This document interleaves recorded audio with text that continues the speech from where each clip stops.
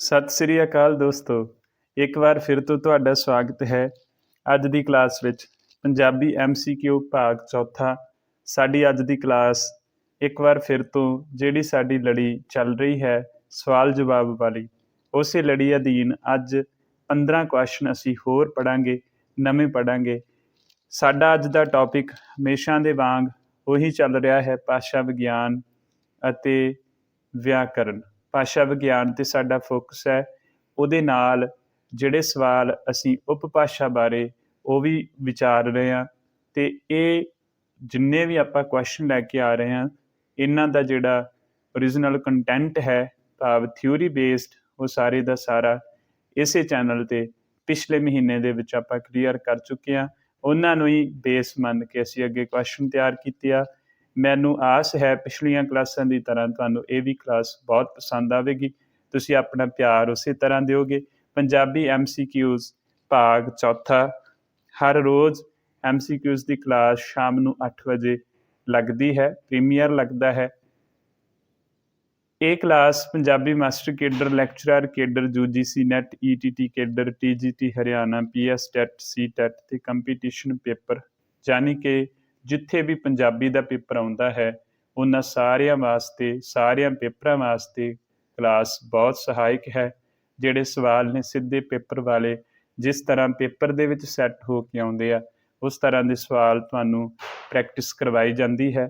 ਤੁਹਾਡੇ ਕੋਲ ਆਪਣੇ ਪੇਪਰ ਦੀ ਤਿਆਰੀ ਪਰਖਣ ਦਾ ਬਹੁਤ ਢੁਕਵਾਂ ਸਮਾਂ ਹੈ, ਸੋ ਸਾਰਿਆਂ ਨੇ ਚੈਨਲ ਨੂੰ ਸਬਸਕ੍ਰਾਈਬ ਜ਼ਰੂਰ ਕਰ ਲੈਣਾ, ਪ੍ਰੈਸ ਕਰ ਲੈਣਾ ਬੈਲ ਆਈਕਨ। ਹਰ ਰੋਜ਼ ਨਵੇਂ 15 ਸਵਾਲ ਕਰਨ ਵਾਸਤੇ ਜੁੜੋ ਸਾਡੇ ਨਾਲ, ਅਤੇ ਇਹਨਾਂ ਸਵਾਲਾਂ ਦੀ ਜਿਹੜੀ ਨਾਲ ਹੀ ਤੁਹਾਨੂੰ ਵਿਆਖਿਆ ਵੀ ਕਰਕੇ ਦਿੱਤੀ ਜਾਂਦੀ ਹੈ। ਤੋਂ ਬਿਨਾਂ ਸਮਾਂ ਗਵਾਇਆ ਸ਼ੁਰੂ ਕਰਦੇ ਹਾਂ ਜੀ ਅੱਜ ਦਾ ਸਾਡਾ ਪਹਿਲਾ ਸਵਾਲ। ਹਾਂਜੀ ਦੋਸਤੋ, ਪੰਜਾਬੀ ਭਾਸ਼ਾ ਦੀਆਂ ਧੁਨੀਆਂ ਨੂੰ ਕਿੰਨੇ ਭਾਗਾਂ ਵਿੱਚ ਵੰਡਿਆ ਜਾਂਦਾ ਹੈ?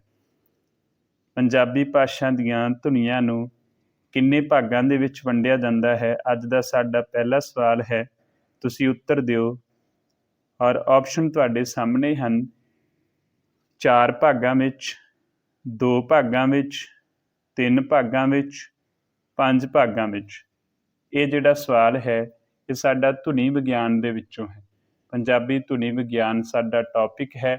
ਇਹ ਵੀਡੀਓਜ਼ ਸਾਰੀਆਂ ਚੈਨਲ 'ਤੇ ਪਹਿਲਾਂ ਹੀ ਪਬਲਿਸ਼ ਕਰ ਦਿੱਤੀਆਂ ਗਈਆਂ ਨੇ। ਤੁਸੀਂ ਉੱਥੋਂ ਦੇਖ ਕੇ ਵੀ ਆਪਣੀ ਤਿਆਰੀ ਨੂੰ ਹੋਰ ਬਿਹਤਰ ਕਰ ਸਕਦੇ ਹੋ। ਤੋ ਮੈਨੂੰ ਉਮੀਦ ਹੈ ਤੁਸੀਂ ਆਪਣਾ ਉੱਤਰ ਦੇ ਦਿੱਤਾ ਹੋਵੇਗਾ ਔਰ ਸੋਚ ਲਿਆ ਹੋਵੇਗਾ, ਅਤੇ ਆਪਾਂ ਬਿਨਾਂ ਸਮਾਂ ਗਵਾਇਆ ਅੱਗੇ ਚੱਲਦੇ ਹਾਂ ਜੀ। ਪੰਜਾਬੀ ਭਾਸ਼ਾ ਦੀਆਂ ਧੁਨੀਆਂ ਨੂੰ 2 ਭਾਗਾਂ ਵਿੱਚ ਵੰਡਿਆ ਜਾਂਦਾ ਹੈ। ਕਿਹੜੇ ਕਿਹੜੇ 2 ਭਾਗ ਨੇ? ਪਹਿਲਾ ਭਾਗ ਹੈ ਖੰਡੀ ਅਤੇ ਦੂਜਾ ਹੈ ਜੀ ਆਖੰਡੀ। ਖੰਡੀ ਅਤੇ ਅਖੰਡੀ ਇਹ ਸਾਰਾ ਧੁਨੀ ਵਿਗਿਆਨ ਵਾਲੀ ਵੀਡੀਓ ਦੇ ਵਿੱਚ ਤੁਹਾਨੂੰ ਕਲੀਅਰ ਕਰਵਾਇਆ ਹੋਇਆ ਜੀ। ਤੋਂ ਪਹਿਲਾ ਸਵਾਲ ਹੋ ਗਿਆ ਹੱਲ ਸਾਡਾ। ਪਹਿਲੇ ਦਾ ਆਨਸਰ ਹੈ ਜੀ ਐੜਾ, ਭਾਵ 2। ਸਵਾਲ ਨੰਬਰ ਅੱਗੇ ਹੈ ਜੀ ਦੂਜਾ। ਹਾਂਜੀ ਪੜ੍ਹੀਏ ਜੀ ਫਿਰ ਦੂਜਾ ਸਵਾਲ। ਪ੍ਰਸ਼ਨ ਨੰਬਰ ਦੂਜਾ, ਸਾਰਥਕ ਟੋਟਿਆਂ ਭਾਵ ਸਾਰਥਕ ਭਾਗਾਂ ਵਿੱਚ ਵੰਡੀਆਂ ਜਾ ਸਕਣ ਵਾਲੀਆਂ ਧੁਨੀਆਂ ਨੂੰ ਕੀ ਕਿਹਾ ਜਾਂਦਾ ਹੈ? ਇੱਕ ਵਾਰ ਫਿਰ ਤੋਂ ਪੜ੍ਹ ਲਓ ਕੁਐਸਚਨ ਕਿ ਸਾਰਥਕ ਟੋਟਿਆਂ ਵਿੱਚ ਵੰਡੀਆਂ ਜਾ ਸਕਣ ਵਾਲੀਆਂ ਧੁਨੀਆਂ ਨੂੰ ਕੀ ਕਿਹਾ ਜਾਂਦਾ ਹੈ? ਆਪਸ਼ਨ ਹੈ ਜੀ ਤੁਹਾਡੇ ਕੋਲ, ਪਹਿਲਾ ਆਪਸ਼ਨ ਊੜਾ ਖੰਡੀ, ਐੜਾ ਆਪਸ਼ਨ ਹੈ ਜੀ ਨਾਸਕੀ, ਤੀਜਾ ਆਪਸ਼ਨ ਹੈ ਜੀ ਅਖੰਡੀ, ਚੌਥਾ ਹੈ ਜੀ ਪਾਰਖੰਡੀ। ਲਓ ਜੀ ਪ੍ਰਸ਼ਨ ਨੰਬਰ 2 ਧੁਨੀ ਵਿਗਿਆਨ ਦੇ ਵਿੱਚੋਂ ਸਵਾਲ ਨੇ। ਸਾਰਥਕ ਟੋਟਿਆਂ ਜਾਂ ਭਾਗਾਂ ਵਿੱਚ ਕਿਹੜੀਆਂ ਧੁਨੀਆਂ ਵੰਡੀਆਂ ਜਾ ਸਕਦੀਆਂ ਹਨ? ਖੰਡੀ, ਨਾਸਕੀ, ਅਖੰਡੀ ਜਾਂ ਪਾਰਖੰਡੀ। ਜਦੋਂ ਸਾਰਥਕ ਟੋਟਿਆਂ ਦੀ ਗੱਲ ਆਵੇ ਤੇ ਮੈਨੂੰ ਲੱਗਦਾ ਕਿ ਉਦੋਂ ਤੁਸੀਂ ਸੋਚਦੇ ਹੋਵੋਗੇ ਕਿ ਇਹ ਤਾਂ ਖੰਡੀ ਹੈ, ਕਿਉਂਕਿ ਖੰਡੀ ਤੋਂ ਭਾਵ ਜਿਨ੍ਹਾਂ ਨੂੰ ਖੰਡਿਤ ਕਰ ਦਿੱਤਾ ਜਾਵੇ, ਖੰਡ ਕਰ ਦਿੱਤਾ ਜਾਵੇ। ਊੜਾ option is the right option. ਜਿਨ੍ਹਾਂ ਨੇ ਇਹ ਆਪਸ਼ਨ ਜਾਂ ਊੜਾ ਆਪਸ਼ਨ ਲਾਇਆ, ਚੂਜ਼ ਕੀਤਾ, ਉਹਨਾਂ ਦਾ ਬਿਲਕੁਲ ਠੀਕ ਹੈ। ਸਵਾਲ 2 ਸਾਡੇ ਕਲੀਅਰ ਹੋ ਗਏ ਜੀ। ਅੱਗੇ ਚੱਲੀਏ ਜੀ। ਚਲੋ ਆ ਜਾਓ ਜੀ ਫਿਰ ਆਪਾਂ ਅੱਗੇ ਚੱਲਦੇ ਹਾਂ। ਪੰਜਾਬੀ ਵਿਅੰਜਨ ਧੁਨੀਆਂ ਨੂੰ ਕਿੰਨੇ ਤਰੀਕਿਆਂ ਨਾਲ ਵੰਡਿਆ ਜਾ ਸਕਦਾ ਹੈ? ਹੁਣ ਆ ਜਾਓ ਜੀ, ਗੱਲ ਅਸੀਂ ਕਰ ਰਹੇ ਹਾਂ ਪੰਜਾਬੀ ਦੇ ਵਿਅੰਜਨਾਂ ਦੀ। ਦੱਸੋ ਜੀ, ਸਵਾਲ ਨੂੰ ਪੜ੍ਹੋ ਕਿ ਪੰਜਾਬੀ ਦੇ ਵਿਅੰਜਨ ਜਿਹੜੇ ਹੈਗੇ ਨੇ ਉਹਨਾਂ ਨੂੰ ਵੰਡਣਾ ਹੋਵੇ, ਉਹਨਾਂ ਦੀ ਵਰਗ ਵੰਡ ਕਰਨੀ ਹੋਵੇ, ਇਹਨਾਂ ਦੀ ਪੜ੍ਹਾਈ ਕਰਨੀ ਹੋਵੇ, ਇਹਨਾਂ ਨੂੰ ਸਮਝਣਾ ਹੋਵੇ ਤਾਂ ਅਸੀਂ ਕਿੰਨੇ ਭਾਗਾਂ ਵਿੱਚ ਵੰਡਦੇ ਹਾਂ? ਆਪਸ਼ਨ ਹੈ ਜੀ 2, ਐਡ ਆਪਸ਼ਨ ਹੈ ਜੀ 3, ਈਡੀ ਆਪਸ਼ਨ ਹੈ ਜੀ 4 ਔਰ ਸੱਸਾ ਆਪਸ਼ਨ ਹੈ ਜੀ 5। ਸੋਚੋ, ਗੱਲ ਅਸੀਂ ਵਿਅੰਜਨ ਧੁਨੀਆਂ ਦੀ ਕਰ ਰਹੇ ਹਾਂ ਜੀ। ਪੰਜਾਬੀ ਦੀਆਂ ਵਿਅੰਜਨ ਧੁਨੀਆਂ ਨੂੰ ਅਸੀਂ ਆਪਸ਼ਨ ਨੰਬਰ ਆਵੇਗਾ ਏ ਯਾਨੀ ਕਿ 2। ਅਸੀਂ ਪੰਜਾਬੀ ਦੀਆਂ ਵਿਅੰਜਨ ਧੁਨੀਆਂ ਨੂੰ 2 ਤਰੀਕਿਆਂ ਨਾਲ ਵੰਡਦੇ ਹਾਂ। ਕਿਹੜੇ ਕਿਹੜੇ ਆ ਮੈਂ ਦੋਨੋਂ ਦੱਸ ਦੇਣਾ ਜੀ। ਇੱਕ ਹੈਗਾ ਜੀ ਉਚਾਰਨ ਸਥਾਨ, ਦੂਜਾ ਹੈਗਾ ਜੀ ਉਚਾਰਨ ਢੰਗ। ਉਚਾਰਨ ਢੰਗ ਅਤੇ ਉਚਾਰਨ ਸਥਾਨ ਅਨੁਸਾਰ ਵੰਡ ਕੀਤੀ ਜਾਂਦੀ ਹੈ। ਉਚਾਰਨ ਢੰਗ ਅਤੇ ਉਚਾਰਨ ਸਥਾਨ। ਲਓ ਜੀ, ਪ੍ਰਸ਼ਨ ਨੰਬਰ ਹੋ ਗਿਆ ਤੀਜਾ। ਸਵਾਲ ਦਾ ਜਵਾਬ ਵੀ ਨਾਲ ਥੋੜ੍ਹੀ ਜਿਹੀ ਵਿਆਖਿਆ ਵੀ ਮੈਂ ਕਰ ਦਿੰਦਾ ਤਾਂ ਕਿ ਤੁਹਾਡਾ ਕਨਸੈਪਟ ਜਿਹੜਾ ਨਾਲ ਦੀ ਨਾਲ ਕਲੀਅਰ ਹੋ ਜਾਵੇ। ਸਵਾਲ ਨੰਬਰ ਅੱਗੇ ਹੈ ਜੀ ਚੌਥਾ। ਚਲੋ ਜੀ, ਆ ਜਾਓ ਦੋਸਤੋ ਚੌਥੇ ਸਵਾਲ ਤੇ। ਪੜ੍ਹੋ ਸਵਾਲ ਨੂੰ। ਪ੍ਰਸ਼ਨ ਨੰਬਰ ਚੌਥਾ, ਪੰਜਾਬੀ ਦੀਆਂ ਉਪਭਾਸ਼ਾਵਾਂ ਨੂੰ ਸੁਚੇਤ ਰੂਪ ਵਿੱਚ ਵੰਡਣ ਦਾ ਯਤਨ ਪਹਿਲੀ ਵਾਰ ਕਿਸ ਵਿਦਵਾਨ ਸੱਜਣ ਨੇ ਕੀਤਾ? ਕਿਹੜੇ ਵਿਦਵਾਨ ਨੇ ਪੰਜਾਬੀ ਦੀਆਂ ਉਪਭਾਸ਼ਾਵਾਂ ਨੂੰ ਵੰਡਣ ਦੀ ਪਹਿਲ ਕੀਤੀ, ਉਹਨੇ ਪਹਿਚਾਣ ਕੀਤੀ? ਸਵਾਲ ਨੰਬਰ ਚੌਥੇ ਦਾ ਉੱਤਰ ਦਿਓ ਜੀ। ਊੜਾ ਆਪਸ਼ਨ ਹੈਗੀ ਜੀ ਵਿਲੀਅਮ ਕੇਰੀ, ਦੂਜੀ ਆਪਸ਼ਨ ਹੈ ਜੀ ਅਬੁਲ ਫਜ਼ਲ, ਤੀਜੀ ਆਪਸ਼ਨ ਹੈ ਜੀ ਜਾਰਜ ਗਰੀਅਰਸਨ, ਚੌਥੀ ਆਪਸ਼ਨ ਹੈ ਜੀ ਅਨਲ ਹੱਕ ਫਰੀਦਕੋਟੀ। ਲਓ ਜੀ, ਇਹ ਚਾਰੇ ਨਾਮ ਅੱਗੇ ਵੀ ਤੁਸੀਂ ਕਦੇ ਸੁਣੇ ਹੋਣਗੇ, ਪੜ੍ਹਦਿਆਂ ਪੜ੍ਹਾਉਂਦਿਆਂ ਇੱਧਰ ਉੱਧਰ ਦੇਖਦਿਆਂ ਇਹ ਨਾਮ ਜ਼ਰੂਰ ਆਏ ਹੋਣਗੇ। ਦੱਸ ਦਿਓ ਜੀ ਪ੍ਰਸ਼ਨ ਚੌਥਾ, ਪੰਜਾਬੀ ਦੀਆਂ ਉਪਭਾਸ਼ਾਵਾਂ ਨੂੰ ਸੁਚੇਤ ਰੂਪ ਵਿੱਚ ਵੰਡਣ ਦਾ ਪਹਿਲਾ ਯਤਨ ਕੀਤਾ ਸੀ? ਦੱਸ ਦਿਓ ਜੀ ਸੀ ਆਪਸ਼ਨ। ਬਿਲਕੁਲ ਜੀ, ਸੀ ਆਪਸ਼ਨ, ਈਡੀ ਆਪਸ਼ਨ। ਜਿਨ੍ਹਾਂ ਨੇ ਵੀ ਲਾਇਆ ਡਾਕਟਰ ਜਾਰਜ ਗਰੀਅਰਸਨ। ਤੋ ਜਾਰਜ ਗਰੀਅਰਸਨ ਨੇ ਕੀਤਾ ਔਰ ਜਾਰਜ ਗਰੀਅਰਸਨ ਜਿਹੜੇ ਹੈ ਇਹਨਾਂ ਦੀ ਕਿਤਾਬ ਦਾ ਲਿੰਗੁਇਸਟਿਕ ਸਰਵੇ ਆਫ ਇੰਡੀਆ, ਉਹਦੇ ਵਿੱਚ ਇਹਨਾਂ ਨੇ ਪੰਜਾਬੀ ਭਾਸ਼ਾ ਨੂੰ ਵੰਡਿਆ ਹੈ ਜਾਂ ਪੰਜਾਬੀ ਭਾਸ਼ਾ ਉਪਭਾਸ਼ਾਵਾਂ ਨੂੰ ਲੱਭਣ ਦਾ ਇਹਨਾਂ ਨੇ ਜਾਂ ਉਹਨਾਂ ਦੀ ਨਿਸ਼ਾਨਦੇਹੀ ਕਰਨ ਦਾ ਯਤਨ ਕੀਤਾ ਹੈ। ਪ੍ਰਸ਼ਨ ਨੰਬਰ ਸਾਡੇ ਕੋਲ ਆ ਗਿਆ ਜੀ ਪੰਜਵਾਂ। ਸਵਾਲ ਨੰਬਰ 5, ਕਾਕਲ ਧੁਨੀ ਨੂੰ ਅੰਗਰੇਜ਼ੀ ਵਿੱਚ ਕੀ ਕਿਹਾ ਜਾਂਦਾ ਹੈ? ਕਾਕਲ, ਮਾਫ ਕਰਨਾ, ਧੁਨੀ ਨਹੀਂ, ਕਾਕਲ ਨੂੰ ਅੰਗਰੇਜ਼ੀ ਵਿੱਚ ਕੀ ਕਹਿੰਦੇ ਨੇ? ਧੁਨੀ ਨਹੀਂ, ਕਾਕਲ। ਕਾਕਲ ਜੋ ਸਾਡਾ ਉਚਾਰਨ ਅੰਗ ਹੈ। ਨੇਜ਼ਲ, ਊੜਾ ਆਪਸ਼ਨ ਨੇਜ਼ਲ, ਐਡ ਆਪਸ਼ਨ ਵੋਕਲ ਕੋਡਸ, ਤੀਜਾ ਜੀ ਵੈਲਰ, ਚੌਥਾ ਹੈ ਜੀ ਜੂਵਿਲਾ। ਲਓ ਜੀ, ਇਹ ਚਾਰੇ ਅੰਗਰੇਜ਼ੀ ਦੇ ਕਨਸੈਪਟ ਮੈਂ ਤੁਹਾਨੂੰ ਪੰਜਾਬੀ ਦੀਆਂ ਵਿਅੰਜਨ ਧੁਨੀਆਂ ਦੀ ਪੜ੍ਹਾਈ ਕਰਦਿਆਂ ਕਰਵਾਏ ਹੋਏ ਨੇ ਜੀ। ਪੰਜਾਬੀ ਦੀਆਂ ਵਿਅੰਜਨ ਧੁਨੀਆਂ ਪੜ੍ਹਦਿਆਂ ਇਹ ਤੁਹਾਨੂੰ ਕਰਵਾਏ ਹੋਏ ਨੇ। ਕਾਕਲ ਨੂੰ ਅੰਗਰੇਜ਼ੀ ਵਿੱਚ ਕੀ ਕਹਿੰਦੇ ਨੇ? ਨੇਜ਼ਲ, ਵੋਕਲ ਕੋਡਸ, ਵੈਲਰ ਜਾਂ ਫਿਰ ਜੂਵਿਲਾ ਕਹਿੰਦੇ ਨੇ। ਸਵਾਲ ਨੰਬਰ 5 ਦਾ ਜਿਹੜਾ ਤੁਹਾਨੂੰ ਰਾਈਟ ਆਨਸਰ ਲੱਗਦਾ ਹੈ ਦੱਸ ਦਿਓ ਜੀ। ਮੈਂ ਪੂਰੇ 15 ਸਕਿੰਟ ਵੇਟ ਕਰਦਾ ਹਾਂ। ਮੈਨੂੰ ਉਮੀਦ ਹੈ ਤੁਹਾਨੂੰ ਇਹ ਜਿਹੜਾ ਸਵਾਲ ਪੱਕਾ ਯਾਦ ਹੋਊਗਾ। ਔਰ ਕਾਕਲ ਦਾ ਮੁੱਖ ਕੰਮ ਕੀ ਹੈ, ਇਹ ਤੁਸੀਂ ਉਹਦਾ ਕੰਮ ਕੀ ਹੈ ਯਾਦ ਕਰਨਾ। ਇਹ ਮੈਂ ਤੁਹਾਨੂੰ ਅਗਲੇ ਜਿਹੜਾ ਸਵਾਲ ਪਾਊਂਗਾ ਉਹਦੇ ਵਿੱਚ ਤਿਆਰ ਕਰਕੇ ਤੁਹਾਡੇ ਨਾਲ ਮੈਂ ਸ਼ੇਅਰ ਕਰੂੰਗਾ। ਕਾਕਲ ਦਾ ਮੁੱਖ ਕੰਮ ਕੀ ਹੈ ਦੱਸ ਦਿਓ ਜੀ। ਕਾਕਲ ਵਾਸਤੇ ਜਾਂ ਕਾਂ ਵਾਸਤੇ ਅੰਗਰੇਜ਼ੀ ਦਾ ਸ਼ਬਦ ਕਿਹੜਾ ਵਰਤਿਆ ਜਾਂਦਾ ਜੀ? ਡੀ ਆਪਸ਼ਨ, ਸੱਸਾ ਆਪਸ਼ਨ। ਜਿਨ੍ਹਾਂ ਨੇ ਵੀ ਜੂਵਿਲਾ ਲਾਇਆ ਉਹਨਾਂ ਦਾ ਬਿਲਕੁਲ ਰਾਈਟ ਹੈ, ਬਿਲਕੁਲ ਸਹੀ ਹੈ ਜੀ। ਜੂਵਿਲਾ ਕਾਕਲ ਵਾਸਤੇ ਵਰਤਿਆ ਜਾਂਦਾ ਹੈ, ਯਾਦ ਰੱਖਿਓ ਜੀ। ਬਾਕੀ ਆਪਸ਼ਨਾਂ ਵੀ ਮੈਂ ਦੱਸ ਦੇਣਾ। ਨੇਜ਼ਲ ਵਰਤਿਆ ਜਾਂਦਾ ਨੱਕ ਨਾਸਾਂ ਵਾਸਤੇ, ਸਾਡੀਆਂ ਨਾਸਕਾਂ ਵਾਸਤੇ ਜਿੱਥੋਂ ਨਾਸਕੀ ਧੁਨੀਆਂ ਬਣਦੀਆਂ। ਵੋਕਲ ਕੋਡਸ ਜਿਹੜੀਆਂ ਸਾਡੇ ਨਾਦ ਤੰਦਾਂ ਹੁੰਦੀਆਂ ਸਾਡੇ ਗਲੇ ਦੇ ਵਿੱਚ, ਮਾਸ ਦੇ ਟੁਕੜੇ ਕੋਮਲ, ਤੇ ਵੈਲਰ ਹੁੰਦਾ ਸਾਡਾ ਜਿਹੜਾ ਗਲਾ ਹੈ, ਔਰ ਜੂ ਵਿਲਾ ਸਾਡਾ ਹੋ ਗਿਆ ਜੀ ਕਾਕਲ ਜਾਂ ਕਾਂ। ਸਵਾਲ ਨੰਬਰ ਹੈ ਜੀ ਅੱਜ ਦਾ ਸਾਡਾ 6ਵਾਂ।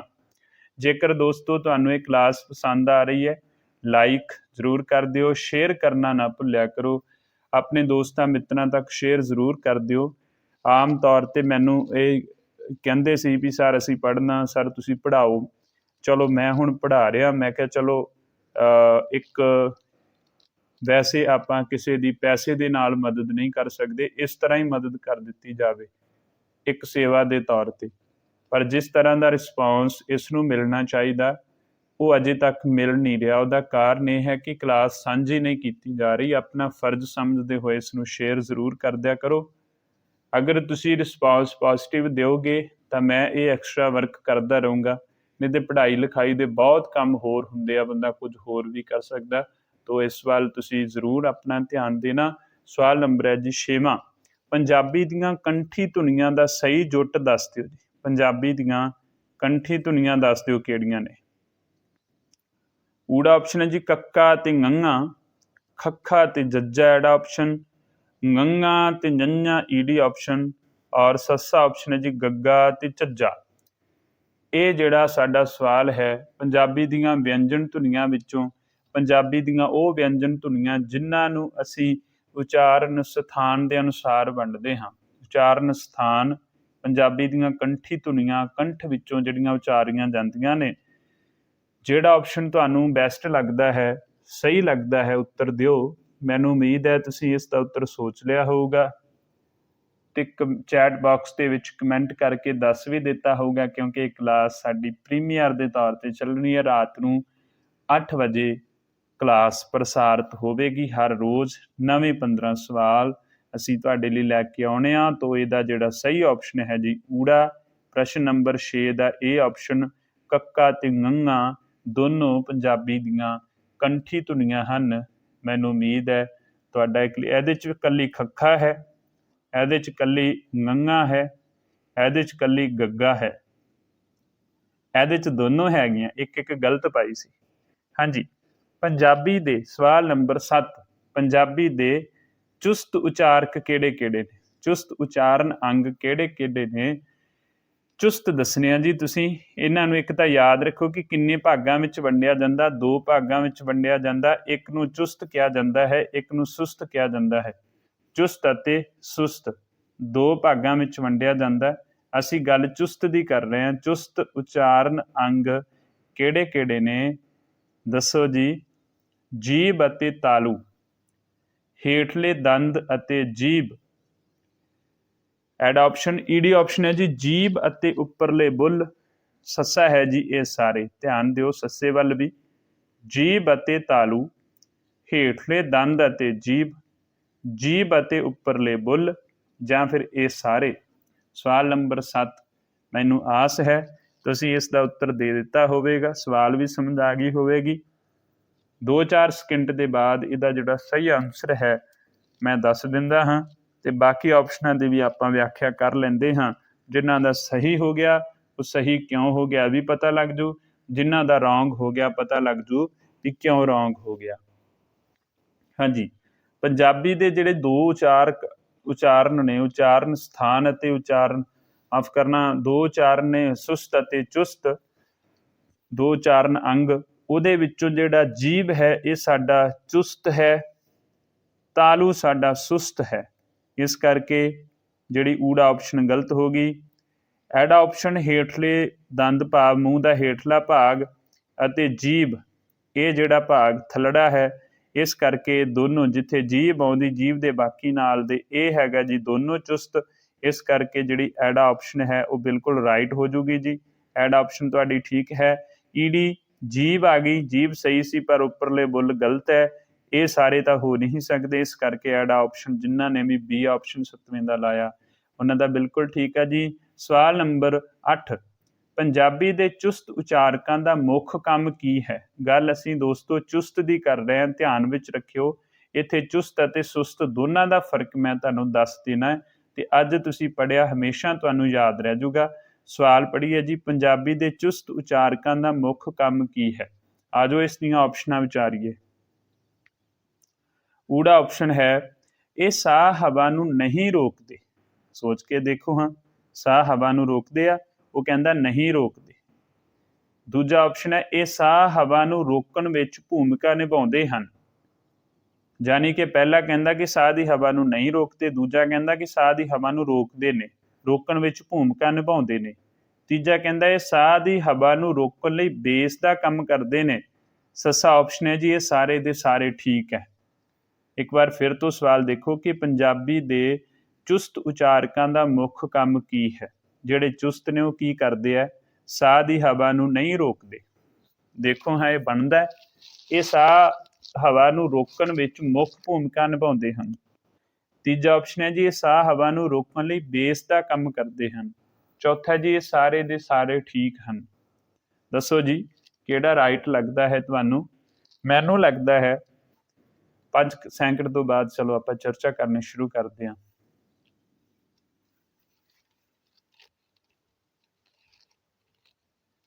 हाँ जी, ऊड़ा ऑप्शन ये साह हवा नूं नहीं रोकते, ये तो गलत है क्योंकि तो रोकते है। ये साह की हवा नूं रोकण विच भूमिका निभाउंदे हन, बिल्कुल सही है जी, बिल्कुल सही है। तो एड़ा ऑप्शन इत्थे ठीक हो गया। ये साह की हवा नूं रोकण लई बेस का काम करते हैं, बिल्कुल नहीं, बेस का काम नहीं करते, बल्कि ये रोकते ने। ये जाके अगे कार्रवाई पाउंदे ने। कार्रवाई पाउण लई इन्हां नूं जिहड़ी चीज़ का आसरा, जिहड़ा इन्हां नूं बेस चाहीदा हुंदा ना जी, वो बेस इन्हां नूं इन्हां दे जिहड़े बाकी उचारण अंग ने वो प्रोवाइड कराउंदे ने। वो उचारण अंग किहड़े ने? जिहड़े साडे सुस्त ने, सुस्त भाव उपरला तालू, बुल, दंद, बुट, उपरला हिस्सा, वो बेस का काम करते हैं।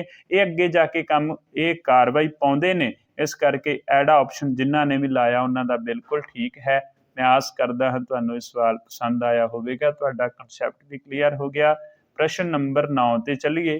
फिर अंग्रेजी की शब्दावली असीं इत्थे वरती है ताकि तुसीं ਵੱਡੇ पेपरां वास्ते UGC नैट आदि वास्ते तैयारी वधिया कर लो, लैक्चरार दे पेपर वास्ते भी।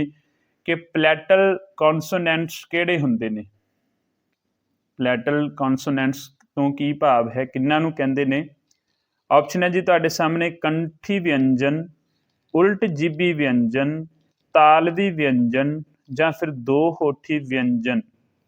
हाँ जी, पलैटल कॉन्सोनैंट्स तो की भाव है? जिन्हां ने अंग्रेजी की वकैब याद की है उन्होंने जरूर याद होवेगा, क्योंकि यह मैं तुहानूं स्पैशल इन्हां क्लासां च एक वाधा कीता सी कि तुहानूं अंग्रेजी की जिहड़ी नाल शब्दावली है वो भी करवा दित्ती जावे कि इदां दा कोई पेपर सैटर इदां दा सवाल पा दे तां तुहाडा गलत ना होवे। हाँ जी, दसो दोस्तों की ऑप्शन है इसका? राइट की बनेगा? ऊड़ा, ऊड़ा बिल्कुल नहीं बनेगा। कंठी नहीं है, तो उल्ट जीबी भी नहीं है, ताल भी बिल्कुल ठीक है, दो होठी भी नहीं है। बाकियां दी व्याख्या इस करके इत्थे मैं नहीं कर रहा। कंठी, उल्ट जीबी, दो होठी की अंग्रेजी शब्दावली तां नहीं दस रहा क्योंकि अगे इहदे भी सवाल मैं पाए हुए आ। हाँ जी, इहदा बिल्कुल जी तालवी, पलैटल भाव तालवी व्यंजन। सवाल नंबर 10वां, किस ਧੁਨੀ ਦੇ ਉਚਾਰਨ ਸਮੇਂ ਸਾਹ ਦੀ ਹਵਾ ਬੇਰੋਕ ਗਤੀ ਨਾਲ ਮੂੰਹ ਵਿੱਚੋਂ ਬਾਹਰ ਆ ਜਾਂਦੀ ਹੈ? ਕੁਐਸਚਨ ਨੰਬਰ 10th, ਕਿਸ ਧੁਨੀ ਦੇ ਉਚਾਰਨ ਸਮੇਂ ਸਾਹ ਦੀ ਹਵਾ ਬੇਰੋਕ ਗਤੀ ਨਾਲ ਮੂੰਹ ਵਿੱਚੋਂ ਬਾਹਰ ਆ ਜਾਂਦੀ ਹੈ? ਬੇਰੋਕ ਗਤੀ ਨਾਲ। ਆ ਜਾਓ ਜੀ ਫਿਰ ਆਪਾਂ ਮੂਲ ਖੰਡੀ ਅਖੰਡੀ ਦੀ ਗੱਲ ਕਰਦੇ ਹਾਂ, ਸਵਰ ਵਿਅੰਜਨ ਦੀ ਗੱਲ ਕਰਦੇ ਹਾਂ। ਸਵਾਲ ਨੰਬਰ 10ਵਾਂ, ऑप्शन है जी तुहाडे सामने कंठी धुनियां। सवाल नंबर 10वें की दूजी ऑप्शन अखंडी धुनियां, स्वर धुनियां अते व्यंजन धुनियां। दसो जी किस धुनी के उचारण समय साह की हवा बेरोक गति नाल मूँह विचों निकल आउंदी है, भाव किते भी रोकी नहीं जाती। दसो जी इसका बेस्ट ऑप्शन की बनूगा? खंडी, अखंडी, स्वर जां फिर व्यंजन। बहुत सौखा सवाल, बिल्कुल बेसिक लैवल का सवाल, बच्चों वाला सवाल, पेपर दे विच सिद्धा आउण वाला सवाल। ते इहदा बिल्कुल राइट ऑप्शन जिन्हां ने लाया सी ईडी ऑप्शन उन्हां दा बिल्कुल ठीक है। पंजाबी दीआं स्वर धुनियां ਉਹ ਧੁਨੀਆਂ ਹਨ ਜਿਨ੍ਹਾਂ ਦੇ ਉਚਾਰਨ ਸਮੇਂ ਸਾਹ ਦੀ ਹਵਾ ਬੇਰੋਕ ਗਤੀ ਨਾਲ ਮੂੰਹ ਵਿੱਚੋਂ ਬਾਹਰ ਆ ਜਾਂਦੀ ਹੈ। ਸਵਾਲ ਨੰਬਰ ਹੈ ਜੀ ਸਾਡੇ ਕੋਲ ਅੱਜ ਦਾ 11ਵਾਂ ਸਵਾਲ। ਪੜ੍ਹੋ ਫਿਰ ਉੱਤਰ ਦਿਓ। ਕਿਹੜੀਆਂ ਧੁਨੀਆਂ ਦੇ ਉਚਾਰਨ ਸਮੇਂ ਜੀਭ ਦੀ ਸਥਿਤੀ ਉਲਟੀ ਹੋ ਜਾਂਦੀ ਹੈ? ਕਿਹੜੀਆਂ ਧੁਨੀਆਂ ਦੇ ਉਚਾਰਨ ਸਮੇਂ ਸਾਡੀ ਜੀਭ ਦੀ ਸਥਿਤੀ ਉਲਟੀ ਹੋ ਜਾਂਦੀ ਹੈ ਤੇ ਉਹਨਾਂ ਧੁਨੀਆਂ ਨੂੰ ਅੱਗੇ ਕੀ ਕਿਹਾ ਜਾਂਦਾ ਹੈ? 11ਵੇਂ ਸਵਾਲ ਦੀਆਂ ਆਪਸ਼ਨਾਂ ਰਹੀਆਂ ਤੁਹਾਡੇ ਸਾਹਮਣੇ। ਏ ਆਪਸ਼ਨ ਕੰਠੀ ਧੁਨੀਆਂ, ਬੀ ਆਪਸ਼ਨ ਮੂਰਧਨੀ ਧੁਨੀਆਂ, ਸੀ ਆਪਸ਼ਨ ਉਹਨਾਂ ਨੂੰ ਸੁਰ ਯੰਤਰੀ ਕਹਿੰਦੇ ਨੇ, ਡੀ ਆਪਸ਼ਨ ਦੰਤੀ ਧੁਨੀਆਂ। ਊੜਾ ਕੰਠੀ, ਐੜਾ ਮੂਰਧਨੀ, ਈੜੀ ਸੁਰ ਯੰਤਰੀ ਔਰ ਸੱਸਾ ਦੰਤੀ। ਸਵਾਲ ਬਹੁਤ ਸੌਖਾ, ਬੇਸਿਕ ਲੈਵਲ ਦਾ ਸਵਾਲ। ਇਹ ਸਵਾਲ ਹਰ ਤਰ੍ਹਾਂ ਦੇ ਪੰਜਾਬੀ ਦੇ ਪੇਪਰ 'ਚ ਪੁੱਛਿਆ ਜਾਣ ਵਾਲਾ ਹੈ, ਪੁੱਛਿਆ ਜਾਂਦਾ ਹੈ। ਸੀ ਟੈਟ, ਪੀ ਟੈਟ ਕੰਪੀਟੀਸ਼ਨ ਐਗਜ਼ਾਮ ਤੋਂ ਲੈ ਕੇ UGC ਨੈਟ ਤੱਕ ਇਹ ਸਵਾਲ ਪੇਪਰ ਦੇ ਵਿੱਚ ਆਉਂਦਾ ਹੈ। ਇਹ ਸਵਾਲ ਨੂੰ ਆਮ ਤੌਰ 'ਤੇ ਅਸੀਂ ਉਲਟ ਜੀਬੀ ਵਿਅੰਜਨਾਂ ਦੇ ਨਾਮ ਹੇਠ ਯਾਦ ਕਰਦੇ ਹਾਂ, ਪਰ ਇੱਥੇ ਉਲਟ ਜੀਬੀ ਤਾਂ ਆਪਸ਼ਨ ਹੈ ਨਹੀਂ। ਇਸ ਕਰਕੇ ਇਸ ਦਾ ਕੀ ਹੋਰ ਨਾਮ ਆਊਗਾ? ਜਿਨ੍ਹਾਂ ਨੇ ਬੀ ਆਪਸ਼ਨ ਭਾਵ ਐੜਾ ਆਪਸ਼ਨ ਚੂਜ਼ ਕੀਤਾ ਹੈ ਉਹਨਾਂ ਦਾ ਬਿਲਕੁਲ ਠੀਕ। ਤੋ ਐੜਾ ਆਪਸ਼ਨ ਬਿਲਕੁਲ ਠੀਕ ਹੈ ਜੀ। ਮੂਰਧਨੀ ਨੂੰ ਨਾਲ ਕੀ ਕਿਹਾ ਜਾਂਦਾ ਹੈ? ਉਲਟ ਜੀਬੀ।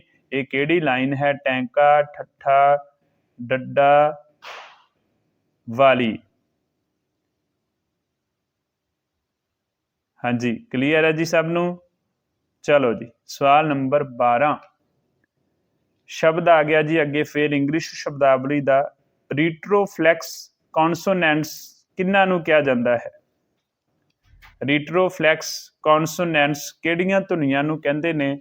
ਊੜਾ ਆਪਸ਼ਨ ਦੰਤੀ ਧੁਨੀਆਂ,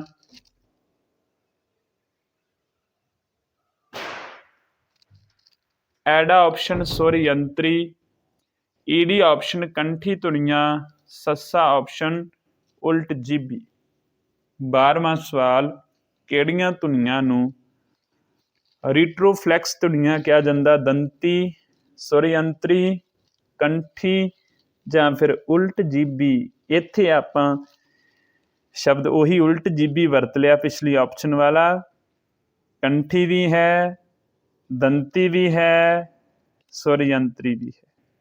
12ਵੇਂ ਦਾ ਜਿਨ੍ਹਾਂ ਨੂੰ ਅੰਗਰੇਜ਼ੀ ਸ਼ਬਦਾਵਲੀ ਜਿਨ੍ਹਾਂ ਨੇ ਨਹੀਂ ਪੜ੍ਹੀ ਅਜੇ ਤੱਕ ਉਹ ਪਿਛਲੀਆਂ ਕਲਾਸਿਸ ਨੂੰ ਜ਼ਰੂਰ ਫੋਲੋ ਕਰ ਲਓ ਅਤੇ ਆਪਦੇ ਨੋਟਸ ਜਿਹੜੇ ਨੇ ਉਹਨਾਂ ਨੂੰ ਜ਼ਰੂਰ ਪ੍ਰਪੇਅਰ ਕਰ ਲਿਆ ਕਰੋ, ਕਿਉਂਕਿ ਇਹ ਉਹ ਕਨਸੈਪਟ ਨੇ ਜਿਹੜੇ ਟੈਕਨੀਕਲ ਨੇ, ਸਿਧਾਂਤਕ ਨੇ ਔਰ ਪੇਪਰ ਵਿੱਚ ਸਿੱਧੇ ਪੁੱਛੇ ਜਾਂਦੇ ਨੇ। ਅਤੇ 12ਵੇਂ ਦਾ ਜਿਹੜਾ ਸਹੀ ਉੱਤਰ ਹੈ ਜੀ ਉਹ ਹੈ ਉਲਟ ਜੀਬੀ ਭਾਵ ਰੀਟਰੋਫਲੈਕਸ ਕੌਨਸੋਨੈਂਟਸ ਇਹਨਾਂ ਨੂੰ ਕਿਹਾ ਜਾਂਦਾ ਹੈ। ਉਲਟ ਜੀਬੀ ਵਿਅੰਜਨ ਆਪਾਂ ਕਹਿ ਸਕਦੇ ਹਾਂ। ਸਵਾਲ ਨੰਬਰ ਹੈ ਜੀ 13 ਬਹੁਤ ਸੌਖਾ ਸਵਾਲ, ਬਹੁਤ ਬੇਸਿਕ ਲੈਵਲ ਦਾ ਸਵਾਲ, ਹਰ ਬੱਚੇ ਨੂੰ ਯਾਦ ਹੋਊਗਾ ਇਹ।